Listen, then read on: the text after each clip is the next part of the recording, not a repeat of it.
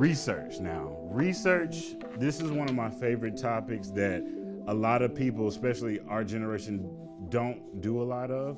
And when I say research, I mean like finding, when you're creating your brand, finding a lane that nobody is in, finding a market that no one is in is gonna be your best bet when building your brand.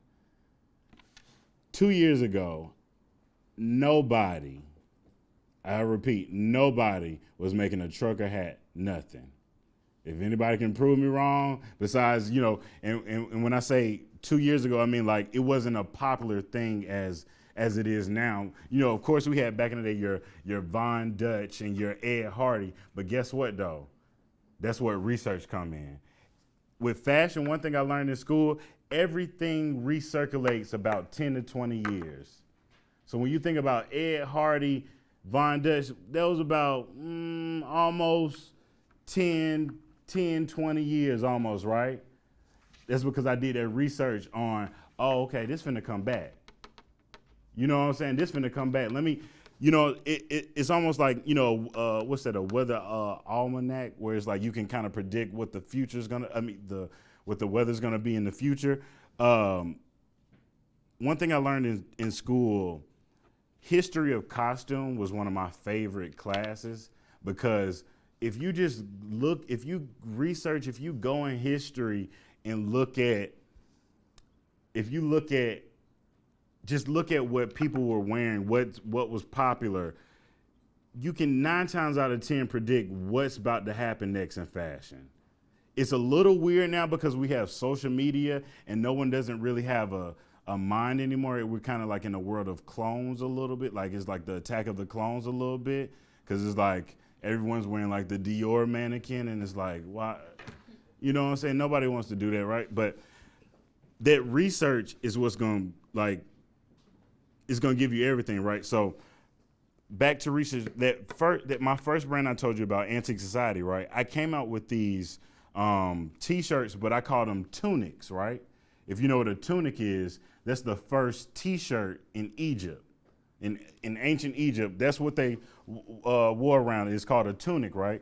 And the shirt had certain like designs like ankhs and stars and like certain moons like that. And there was a certain symbolism, and I like to call it like almost like a sacred geometry, almost like what the tattoo on my head or whatnot, of codes of not only just positive energy but just good energy on whoever wears this, whoever is around. And once again, that's just doing research on, I was that kid growing up that I took apart all my toys because I wanted to see how did they put this together. So it's like anytime there's something that like super, like just like really gives me that feeling, I'm gonna figure out like what is this about, and it's like hieroglyphs and ancient like Egyptian artwork or something I'm super inspired by. And so with that first brand, I did that research of, once again, a tunic. I realized, okay, it's a lot of like graphic t-shirts right now. Cool, ain't nobody did this like this where it's like a little bit longer and it's almost like a costume. Cool, we're gonna do a tunic. That was like that first taste of, okay, I know how to make a product. Boom. Fast forward, no, there was a lot, but fast forward back to, like I said, that trucker hat, just doing my research, and I have to put so COVID, it's not, that's why I'm kind of like stuttering right now. It's not the best subject to talk about or bring up, but when I tell you I truly took advantage of just that time of sitting in the house and researching, understanding that Ralph Lauren didn't start with a polo. He started with selling ties out of the back of his car. You know what I'm saying? Like understanding that, Tupac, like a lot of the Carl Kanai stuff that he did, he actually told Carl Kanai, you like, man, we black, we brothers, man. I don't want to charge you for wearing none of this. Just send me stuff. You know what I'm saying? Like understanding those values and pretty much kind of, just understanding like, you got to really research who's your favorite brand? Like, what are the brands that you like? And from that point, let that be your fashion mentor. One of my favorite brands is Mason Margiela.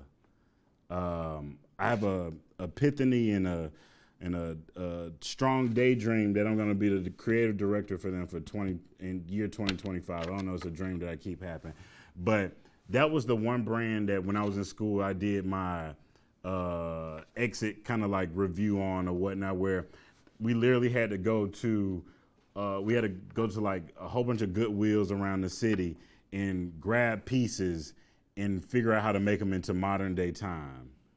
And if you look at some of like Margiela pieces, it's a lot of like cut and paste and put together and, oh, let's mix this fabric with this and do this with this. And it's like, it's almost like the same design language. And I kind of do the same thing just with my brand. Of course, like this hoodie right here, like, you know, the colors are somewhat nostalgic to make you think of, oh, okay, DHL finna send me something. You get what I'm saying? Like, a lot of stuff I do is like, I try to bring a certain nostalgicness to it, to where it's like, you know, one thing I learned of working in luxury, like just selling jewelry, because, you know, just selling jewelry, you know, 9 times out of 10, nobody's just coming in spending money. So you got to make your customer feel not only wanted, you got to want them to feel appreciated, but you also got to make them feel like, man, this just made me feel like, you know, this just made me feel like $1 million, right? 9 times out of 10, whenever somebody's buying anything of a high price point, it's either they're celebrating something, or they just, you know, it makes them feel good, or, you know, they kind of just got a check and they like, man, you know, I'm finna splurge real quick. So it's like, you always want to just, even like with the hats, like when I drop the colors are coming from something that's gonna make you like, you know, I might do like a black and white hat and call it like the zebra cake. Cause it's like, I want you to think about like, man, growing up, you might go to the little corner store real quick, grab your little, what's the little hug juices and a zebra cake real quick. Cause it's like, I want you to go back. I want you to time travel to a great thought, a great memory, a great feeling, to where when I put this hat on, or if I put this hoodie on, it just make me feel a certain type of way, and it can kind of take my troubles away. You know what I'm saying? Like, let me be your therapy, in a sense of whatnot. And so research, once again, I'm like I don't watch the most TV, but I know a lot of culture and knowledge when it comes to like pop culture and the popular things. So I try to like bring back those certain things, even when it comes to like how I'm shooting my lookbook. Like, you know, I want it to be like the old going down the Greenbrier flea market with the white pole. You know what I'm saying? Like, I don't know if y'all took them old school pictures like that when you was a kid, where it's like you got your fresh J's and your jogging suit, and it's like you got like the little starry background, like backdrop or whatnot. But just bringing those nostalgicness of like what really makes you a kid again. Like, I always tell people, and I think I might have said this in a video as well too, every day or anytime I'm designing, I try to go to the 11-year-old Twon.